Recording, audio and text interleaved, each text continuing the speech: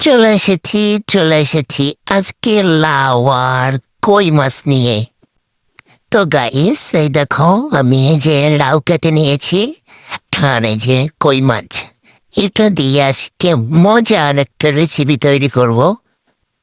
আর আমি রান্না করতে আসলেই একটু ঢং শুরু হয়ে যায়। তো যাই হোক, এই যে লবণ দিয়ে নিয়েছি আর হলুদ দিয়ে নিয়েছি। তারপরে সুন্দর করে মাছগুলো গুটায় ভালো করে মেখে নিব। তারপর একটা কড়াইতে এই যে তেল দিয়ে নিব। তেল দেওয়ার পরে আস্তে আস্তে মাছগুলো ছেড়ে দেবে। বেশি পাকনামি করতে গেলে এবার কিন্তু হাতে লেগে যাবে। যাই হোক, দেখছো আমার মাছগুলো কত সুন্দরভাবে ভাজা হয়ে গেল। তারপরে আমি এই যে মাছগুলো একদম তুলে নিচ্ছি বাটিতে। এত ধৈর্য আমার নাই, তাই এই যে গপ্প তুলে নিচ্ছি। মাছগুলো তোলার পরে যে আমি ফোড়ন দিয়ে নিলাম মরিচ আর জিরা দিয়ে।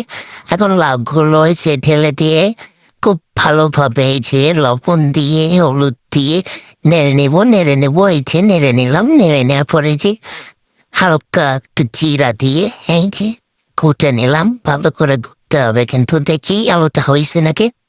হয়েছে, আমি রান্না করতে পারছি।